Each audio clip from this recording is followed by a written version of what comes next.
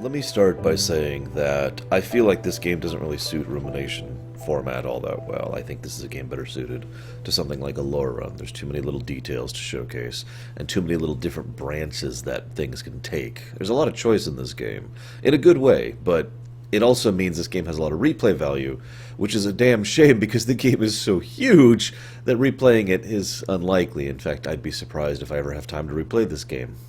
Not because of choice, but just because of the size of the thing. Larian themselves, the studios that made this game, has admitted several times that they aren't really big on continuity, and good God does it show. For those of you not aware, the Divinity series is actually several games long, although it only really started getting popular acclaim with this particular game.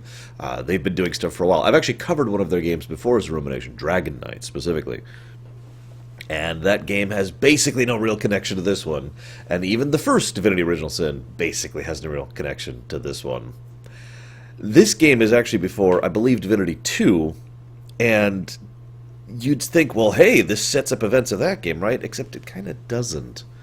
This is especially egregious because this game has multiple endings which really significantly alter the entire setting.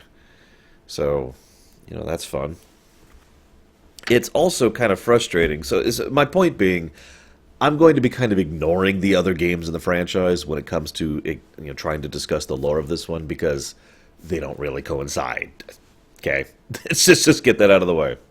I also want to mention that nobody really expected this game to sell as well as it did. This is basically a Star Wars effect right here, which is a phrase I don't use all that often. It's when something succeeds which probably shouldn't have, but it succeeds way more than anyone expected, like the original Star Wars, A New Hope. And that's great. I think this game deserves that credit and that praise. In fact, I recommend you go pick it out and play it because it's a really good game, and I'm going to try and explain why.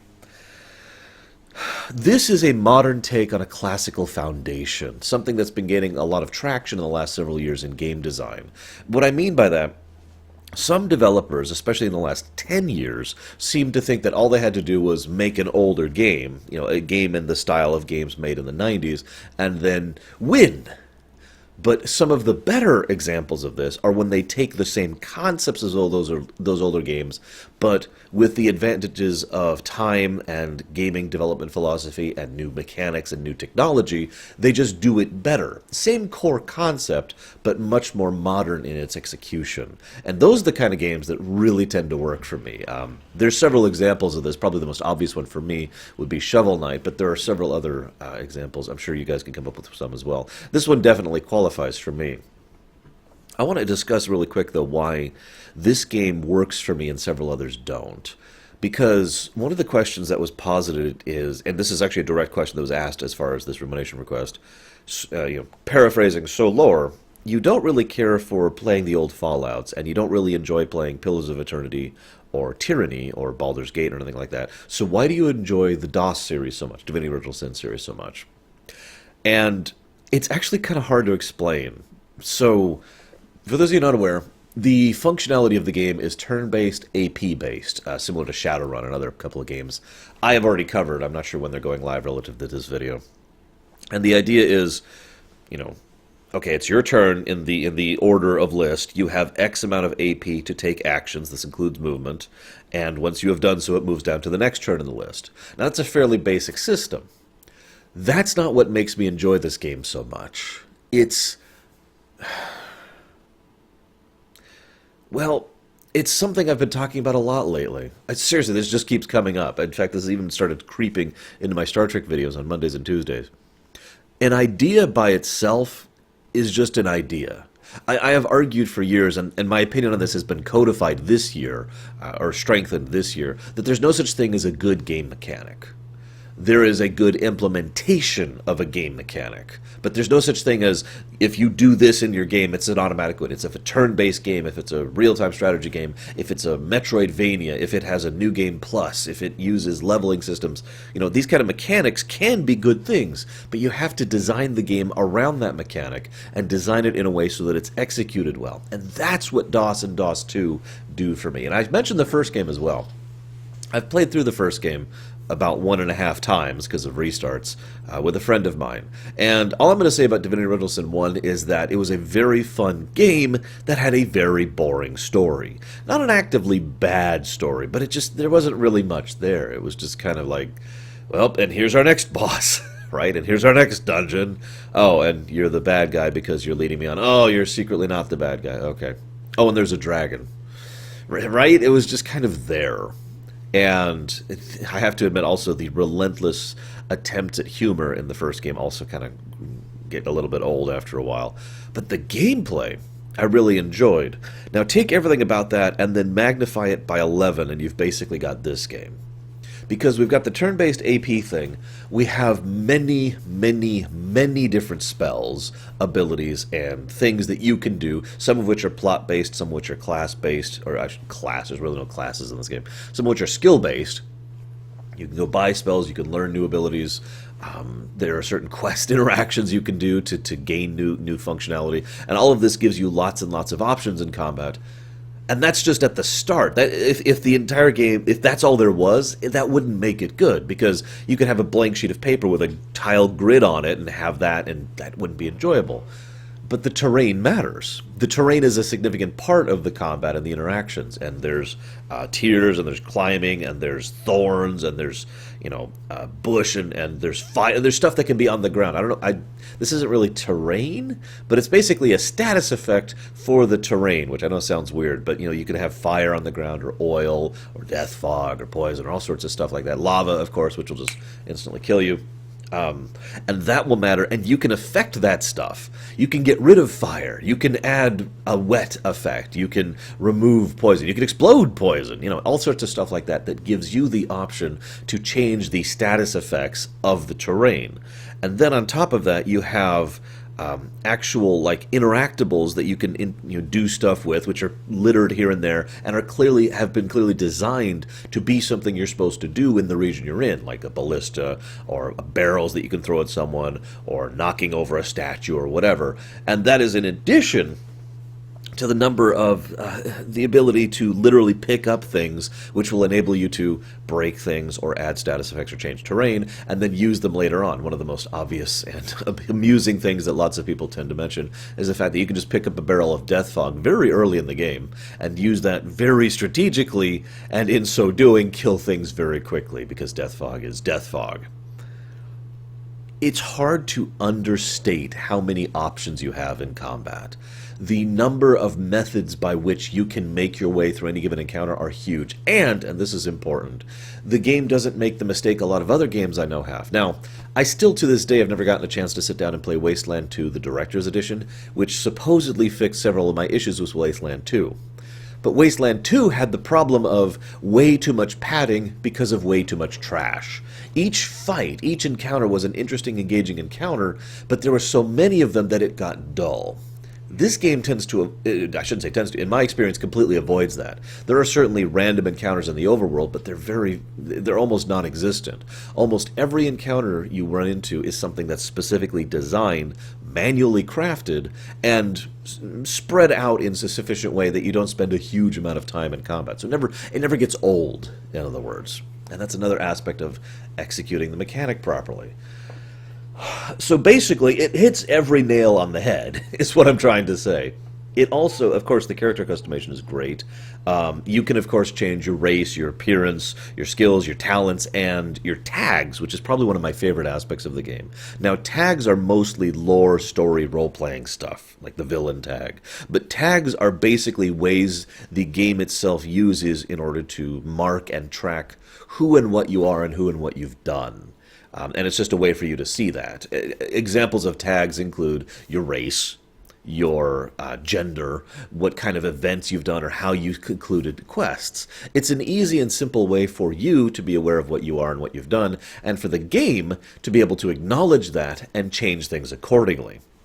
I mentioned earlier choice. There is a surprisingly large amount of different options and methods by which you can go through the various quests and quest arcs in this game. For the most part, you're always still going to be doing the main plot, and even someone who is a horrifically evil psychopath or sociopath is someone who still would benefit from doing the main plot, and ergo, it would make sense if you did it.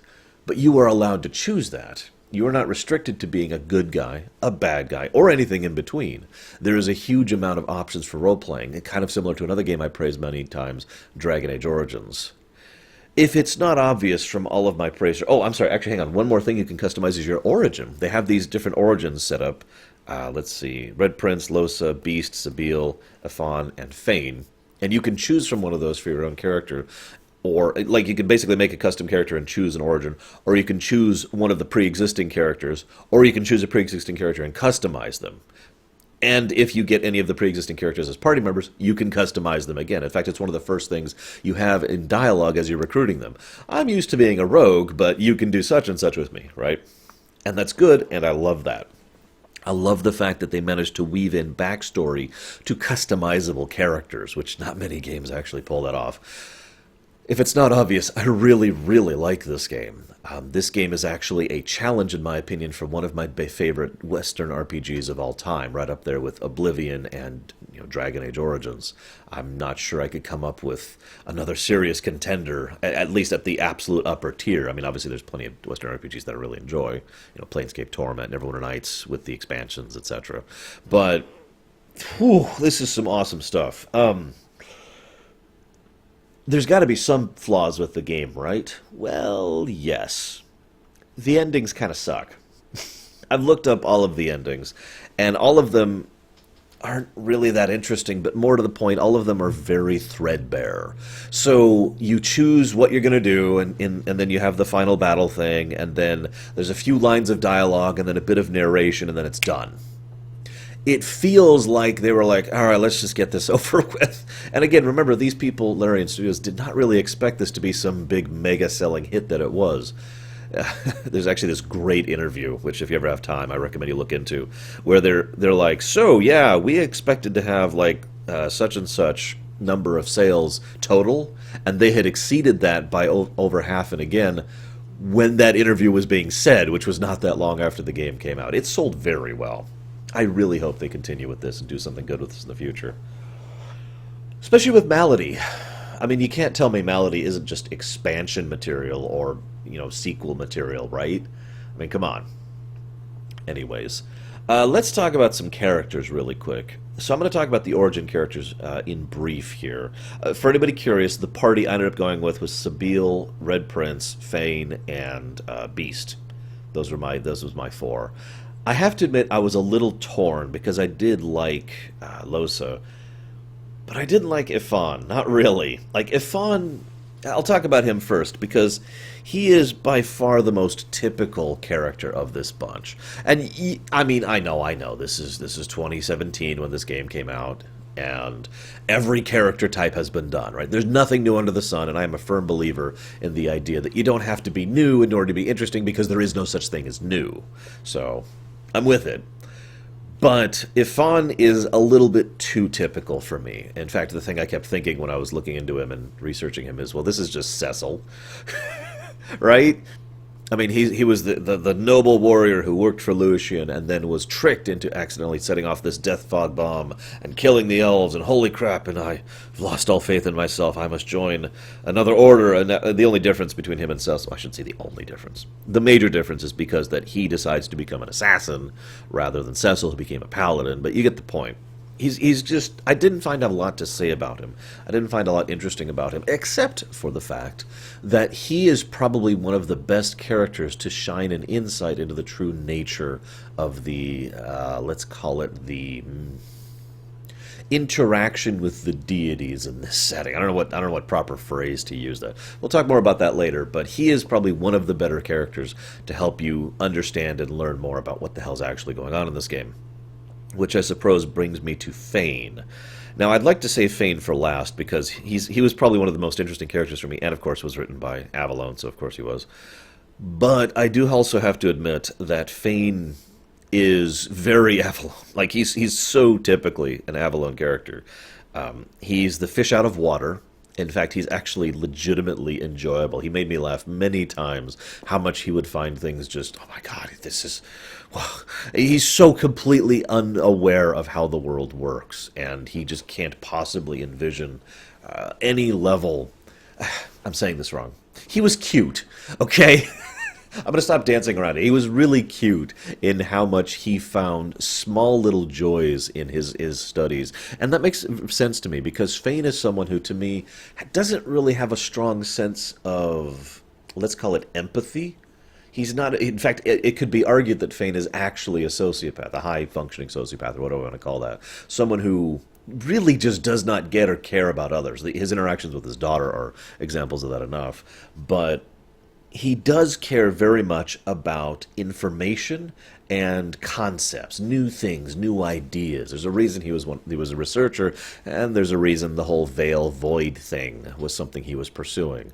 He obviously regrets that, but not because of the research itself, just because of the consequences of it. So he always struck me as someone who that's the one thing he cares about, and that's the one thing he pursues. He also basically starts off the game and arguably the setting, again, trying to ignore the other games in this franchise, because at least two of them contradict this. But everything he did... Christ, let's save that for a bit. Let's save the setting stuff for a bit. So he started the dominoes, and I have to say, if any of you have not played this game, I highly, highly recommend you hit pause and go play the game right now. It's a really good game. Wait for a Steam sale, if nothing else. But if you do play the game, play as Fane. Or use Fane as your origin. I know that's going to suck because he's an undead type and they have different rules in how they interact with different things like poison and death and healing and all that fun stuff. But if you play as a Fane origin, you get so much more direct plot-relevant information than anyone else does. I'm going to take an aside here to mention something that I both like and dislike about this game. If you have a party of, I don't know, Sabille, Beast, Fane, and the Red Prince, sorry, because my brain dies there for a second. The person you are not, I was actually Sabille specifically, the person you are not will still have the same cutscenes, you just won't see them and you won't get a choice in them. They will just play out in the typical manner, and you might get some information afterwards about what happened, but you won't have the first-person perspective. Now, I like that because that kind of makes sense, and it's showcasing the idea that you are actually playing your character, not your party. And thus, you aren't aware of everything your party does. You're aware of everything you do, and you can observe what they're doing, right? And in some cases, you can do a little skill check to listen in a little bit on what's going on to get more information. And that's neat. The problem is, it does mean you kind of get locked out of some significant character developments and story development because you're not the person in the cutscene, so to speak. And again, those cutscenes will always go a default way if you're not the person interacting with them. This is why I recommend you play as Fane, because you will get far more information as Fane than you will as anyone else. And that's unfortunate, but it's true. But let's move on to the next character. Let's talk about Red Prince. Now, the Red Prince is probably one of the more interesting characters to me overall, because he comes across as your completely stereotypical, snooty, spoiled, aristocratic brat. And in typical WRPG fashion, more layers are revealed to him over time to showcase why he acts that way. Now, he is a prat, and I kind of like the fact that he stays a prat, that he is actually an aristocratic snob, and the game makes no effort to whitewash that. But it is a very understandable perspective given everything he's been through.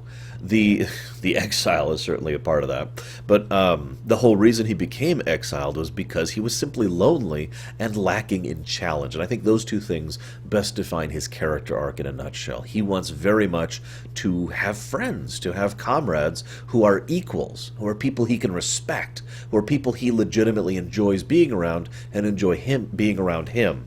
He will still be an aristocratic snob, but he can be an aristocratic snob who is not a snob to you because you are worthy of his notice. It's a little layer of additional dimension that most of his archetypes usually don't have in fiction. As an aside, of course, there's also the challenge part of things. Now, the Red Prince, of course I took him. He was basically my main tank, him and Beast. But the Red Prince is the kind of guy who... He himself says it. He says something, I should have written it down. His line, if you discuss his backstory about, always wanting to reach the horizon rather than merely perceiving it. The idea of wanting to actually accomplish, to do. He believes he has this great destiny, and he's actually right. I'll talk about that in a second. And he's got this whole, I am the great and powerful Red Prince, and yet he doesn't do anything. He was just locked in a hole, basically. A very nice hole with very nice accoutrements.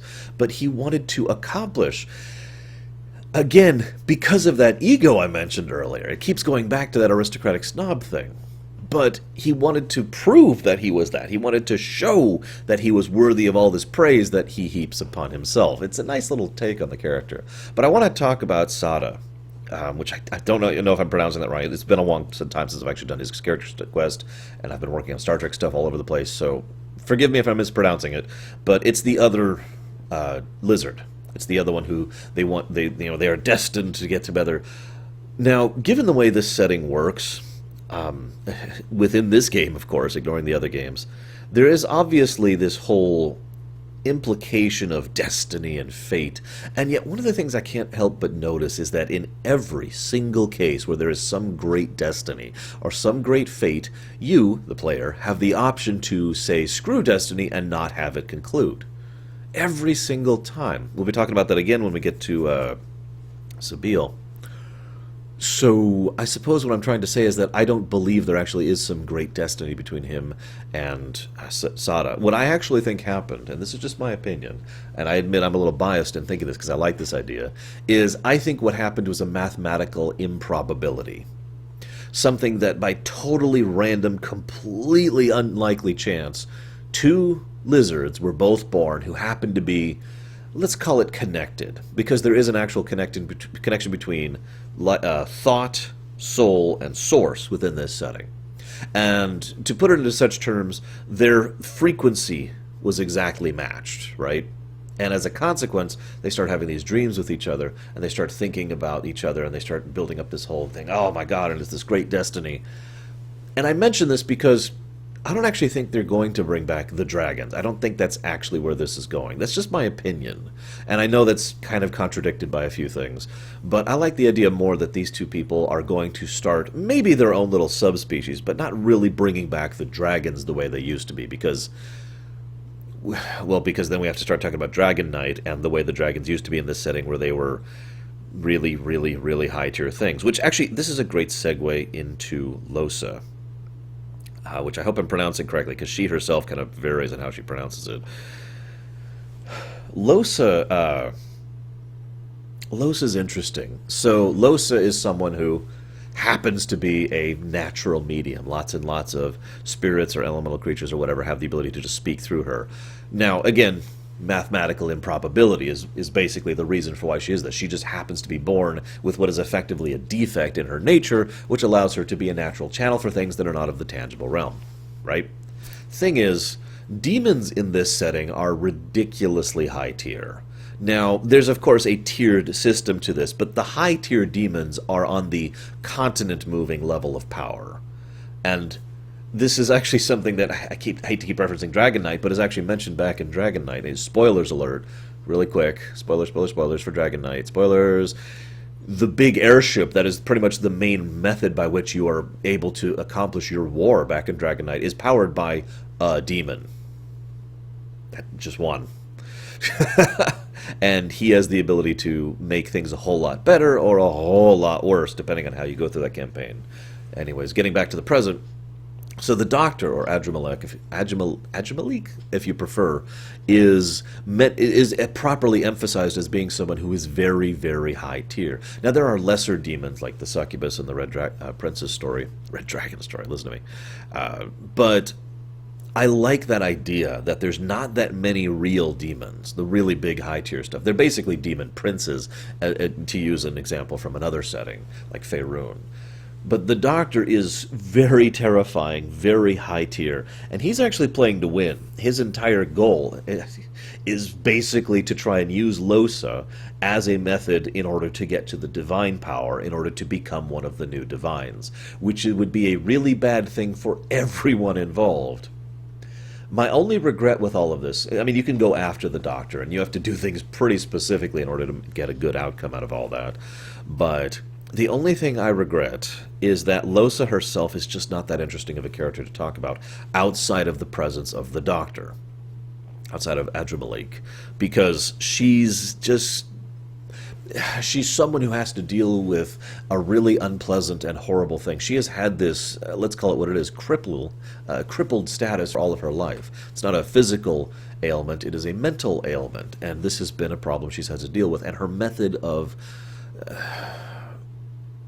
acclimating to this problem, her method of trying to deal with it, has been to be this kind of lighthearted goofball who snarks and makes fun and just tries to see the better side of things. She's actually probably one of the most overall positive and, I would dare say, good characters that you can actually recruit into your party. And it's a damn shame because the most good person you can recruit into your party is possessed by one of the most horribly evil demons in the entire setting. Anyways, which I suppose is a good time to shift over to Beast. Now, I admit that Beast is the kind of person that I would not get along with in real life, but I did find him interesting in a fictional sense, because, first of all, Beast is an excellent insight on what's going on with the dwarven politics right now, although I actually love the fact that when you get there, things are far more nuanced and complex than he portrayed, because he himself is an extremely unreliable source of this. I mean, that just makes sense to me. However, the thing I like about Beast from a fictional sense is that, well, I guess this goes back to what I was mentioning about the Red Prince. He has his own personality, which is rude, crude, childish. He is a very immature person in terms of his mentality, his approach, his personality, etc. But that does not mean he doesn't have other character traits. He does legitimately care about other people. He does actually want to try to help the dwarven situation. He does feel like he needs to resolve what's going on with the queen. He does actually, etc., etc., etc. There is more to him than just, fart joke, right? But he still has that. I know this sounds so strange, but I like the fact that his character trait remains true the whole way through. Apparently, and I have to say it this way, I didn't actually get this, you can actually get him back into the court as one of the endings, and if you do, then he is kicked right back out of the court because he is just too immature of a person to be fitting in that type of society. In fact, if I might be so bold, Beast is the kind of person who wouldn't fit in most society. At most levels, never mind actual royalty. It's no wonder he went into piracy, because he is a smart person, and he does care, and he is charismatic. So you slot him into the only type of society he can fit in, and then he naturally rises to the top of that society. Anyways, I suppose this is a good time to talk about Sabine, which is the last character I have, last of the main characters I have to talk about. Now, Sabine is, I feel like I've said this before, Sabine is a cold-blooded and ruthless killer. No judgment, I suppose, but the point is, this is not someone who, oh, I lament the fact that I had to kill people. No, she's totally cool with it. What? I like killing, it's fun. I'm really good at it.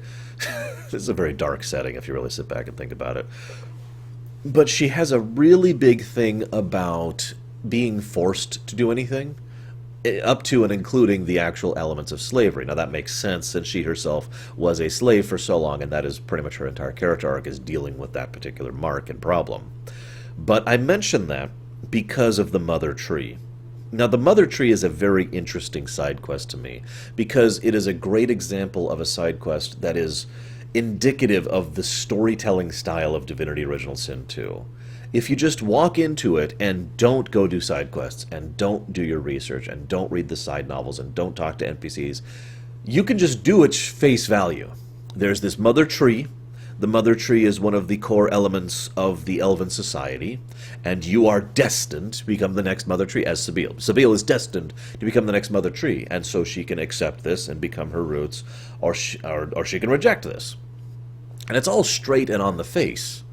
However, if you go digging a little bit, you start to learn a little bit more about what's going on. And again, this is true for all of them. Forgive me for not really going over all of them, but I found the Mother Tree one to be the most interesting example because, well, I don't know why, because it was interesting to me. Because the Mother Tree is itself another manipulating, scheming bastard. In fact, basically all of the major power sources in this game, all the seven, Thane, arguably the God King, Brachus, Dallas, Lucian, Mother Tree, the Doctor, I feel like I'm missing a few here.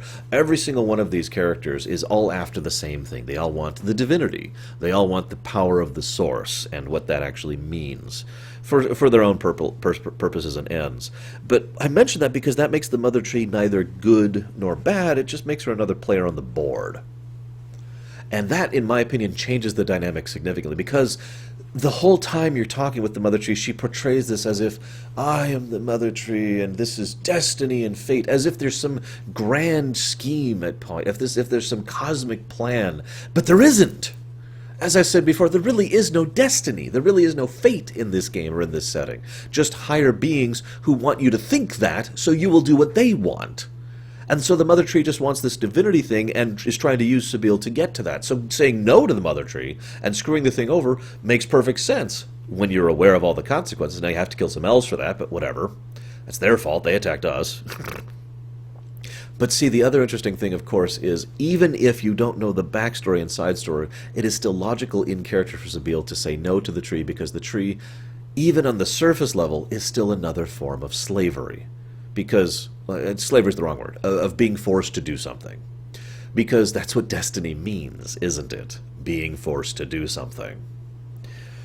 I suppose now is the time when we really talk about the nature of this setting, because, wow, like, it takes a lot to look at things like Brachus Rex and the God King, and for me to say that the Seven still challenge them in terms of sheer evilness. I'm dead serious. Holy crap. I cannot actually believe. So, I want you to picture something, okay? There's a provable known afterlife in this setting. And I want you to picture that you are worshiping Bob over there. I'm not going to bother to name them because they don't deserve it. So you exist in this setting, and you worship Bob, and you've spent your whole life worshiping Bob, and you finally die, and you open your eyes, and you're in the afterlife, and at last, now I can see my friends and my family. No one's there. And there's probably this moment of confusion and uncertainty, and then your Bob is like, aha! And then Bob consumes your source, which eradicates you, cessates you. Source vampirism, it's worth noting, is treated as one of the most horrible things possible. I'm not sure why, if I'm being blunt. Like, I can't remember the example, but there's this one spirit in the graveyard area, which was like, oh, I suffer, oh, it's so horrible, please end my suffering. And I'm like, okay. And so I source vampire it, and he's like, no, wait, no. And he treats it like it's worse, as if being cessated is actually worse than eternal torment. I don't understand that. But that's how source vampirism is portrayed. Now, this is still speculation, so I'm not actually sure, is the idea of true cessation. As in, no death, no afterlife, no nothing. You are gone completely and utterly. And that's the whole point of it. So, getting back to that, that's what the Seven do. They encourage these people to worship them and live their lives and grow. And they'll interact here and there, and they'll do things here and there. But the whole point is that they want them to keep growing fat so they can eat them. All of these people are quite literally cattle to the gods, and I really got to put that in quote-unquotes, because they're not actually gods in any significant source. They're just particularly powerful source vampires. I mean, what the hell? And that's the big plot twist, by the way. That's the big plot twist, is that everyone in the world pretty much exists just to feed them. And that's the purpose of all life, is to feed these gods. And when I say feed, remember, cessation. Eradication of all that you are. So that leads to the idea that, well, for all of the, obviously giving up and becoming one of these divines is out of the question, and anything that accepts the divines is out of the question. Getting rid of the source or spreading the source everywhere, in my opinion, are the only two acceptable outcomes. Both of them have their downsides. Getting rid of source means all of the sorcerers in the world basically revert to husks, just like in the beginning of the game. Putting source everywhere leads to problems down the line, because now source is everywhere. So the canonical ending is probably the one where you just eradicate source, especially since there's a game set pretty much right after this, but whatever. But let's talk about kind of the nature of why this all came to be. And I'm going to talk about this in a weird order here, so please forgive me. I mentioned the endings kind of suck. The last boss kind of sucks too. Because you get to there and it's like, oh my god, it was Brachus Rex the whole time. I'm very surprised by this. Brachus Rex, for those of you not familiar with the setting, is someone who was actually mentioned before in this franchise, back in Divinity Original Sin 1. And I don't know if he's referenced in any of the other games, but he was someone who was trying to become a divine. He was a sorcerer who was really, really smart and really, really powerful. He was basically the Voldemort of the setting, and except actually smart. And he's really, really horrible. He literally ate children. I mean, I don't know where else to go from that. You encounter so many examples of how depraved and evil he is throughout the course of the work. He is actually kind of cartoonishly evil, to the point where it's hard to take him seriously.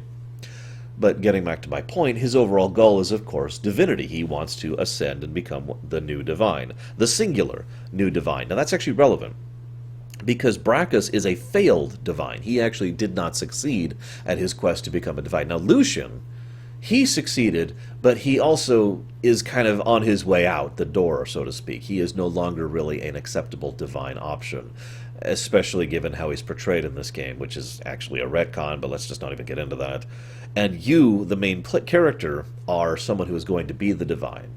Now, this is obvious, and I almost hate to comment on this, but it makes sense that these three principal players would be here for the final battle. Lucian, Brachus Rex, and you.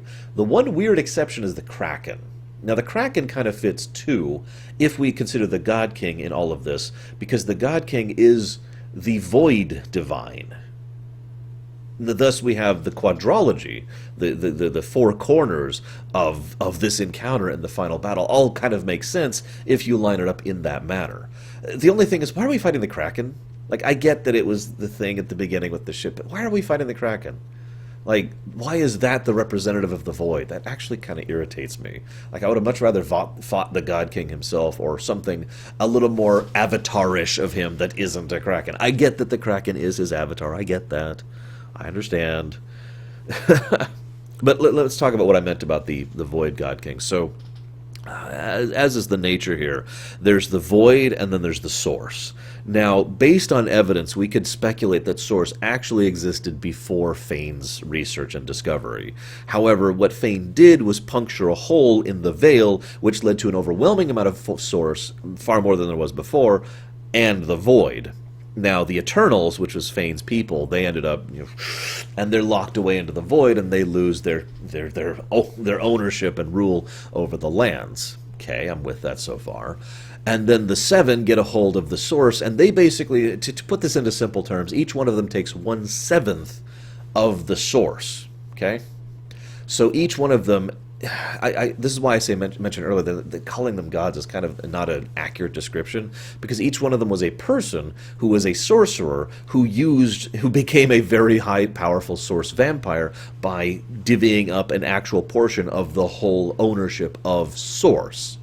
Now, the consequence of that is the hunger thing, which I've already mentioned, the fact that they have to keep eating, and thus this is why they came up with this idea of encouraging people to live and grow so they can eat them. Okay, but what the hell happened with the God King, the leader of the Eternals? God, I don't even remember if they ever mentioned his name. Fane's boss. He went over into the Void, and he didn't have a bunch of people divvying up the Void with him. It was just him. In other words, he is, roughly, 7 times stronger than each of the divines. Make sense? Now, we do know a little bit about how the Void operates a little differently than the Source, and it's the fairly obvious thing. Source is expulsive, whereas Void is reductive, or excuse me, additive. It's not expulsive, that's not even a word. Source is additive, whereas Void is reductive. And we know that Void tends to involve things like cold and chill, which itself is the removal of heat, and therefore adds to the reductive thing I mentioned earlier. Whether the Void is actually stronger than the Source or not, I don't actually think that's true. Several people in-game mentioned several times the Void is super strong and much stronger than Source, and sorcerers are nothing compared to Void Zen. I don't buy that. I don't actually buy that for a second. I think it's just the fact that the Void is a little more focused, and most people aren't really prepared for what it is. Now, the Void is obviously becoming more and more of a problem lately because of the events of the game, because of Brachus's manipulations, because of Dallas's manipulations, and because of everything the God King himself is doing. It does irritate me a little bit that the God King is probably one of the most single important characters in the entire game who we talk to constantly. Every time we hear a Void Scent talking, that's him that we're talking to. And yet we never really have a direct confrontation with him, either in terms of dialogue or in terms of combat, unless we decide to allow him to take Divinity, in which case he claims Divinity and the world becomes the most horrible thing ever. Seriously, that is definitively a bad ending if I ever heard of one. Good God. But I do have an interesting question about this. So, we've got the Void, we've got the Source, we've got the proper divvying up of things.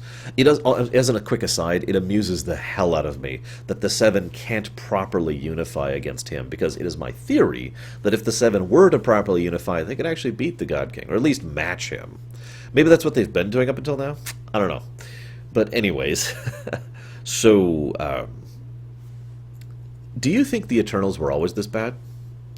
Fane seems to be a relatively decent person. Yeah, I mentioned sociopathic earlier and a lack of empathy, but there's not really a lot of and then I will eat babies in the way Fane is, right?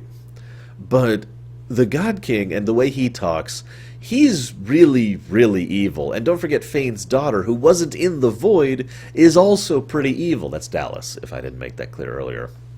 She is also fairly evil. And there seems to be a recurring trend amongst the Eternals that they are way too arrogant. In fact, the Eternals are basically the elves of this setting. I know there's elves in this setting, but what I mean is they are the Tolkien-esque elves. You know, they're ancient, and they're way stronger, and way smarter, and way more superior and smug than everyone else involved. Yes, I know not every Lord of the Rings elf was smug and uppity, but you know what I mean, the stereotype of elves. That's pretty much what the Eternals function as. And I love that there's a great bit where you can actually provoke Brackus into kind of revealing the fact that he's not as under control as she thinks he is. It's a nice little touch, because only someone like an Eternal would actually think they could control someone like Brackus Rex. That's just fantastic. But anyways, given the insight, I think the Eternals were always this bad, is what I'm trying to say. I don't think the Void actually corrupted the God King or whoever else is out there. I think he really was just always this much of a horrible person. And then he got sucked away in the Void, which obviously pissed him off, and now he wants to come back home. Side note, do you think there are any other... Oh, God. Ugh. Do you think there's any other Eternals that are still sentient or sapient over in the Void? Now, I ask that. We have no real sign of that, other than the bad ending where he mentions that all shall be our food. That's about all we get for that. But we always interact with him. The only other Eternals we interact with are the two that were sealed, and as such, were not in the Void, Dallas and Fane. I mention this because I always got the weird impression that the Void King, who, remember, has the same general problem as the Seven, needs to keep eating stuff, right? Now, we know he mostly does this here. He'll make pacts with people, and he can bring them back. He can Lich King it up a bit, you know, res them as much as he needs to, or eat them at will. But I always like the idea that he slowly ate or pacted with his own people and then ate until he's actually the only Eternal left, at least in terms of an individual entity. That there might be thousands or millions or billions of Eternals over there in the Void, but all of them are literally just extensions of his will at this point in time. Something about that just appeals to me, especially given the way they portray the character. It'll be nice if they ever actually do anything with him in the future, but I suppose that depends on if we get an expansion for this. At this point, I really don't know what they're going to do next. I actually went looking into this as part of my research for this Rumination to find out what their next plans were, because DOS 2 came out last year. There's been no hints of expansion, DLC, or sequel. You can't tell me they're not working on something. I mean, even if Divinity Original Sin 2 didn't sell like crazy like it did, Larian Studios has been consistently developing for many years now. So I'm really, really wondering where they're going to go next with this. What would you guys like to see out of curiosity? I'm not even sure what I'd like to see, other than, of course, than more info about Malady and more info about the God King. Those are the two big things for me. I'm not sure. It'd be nice to see a modern Dragon Knight. That was a really fun game. I don't actually have much else to add here. I do hope you've enjoyed my thoughts on this awesome, awesome game. And I'll be seeing you guys... Whoops, wrong thing. I'll be seeing you guys next time.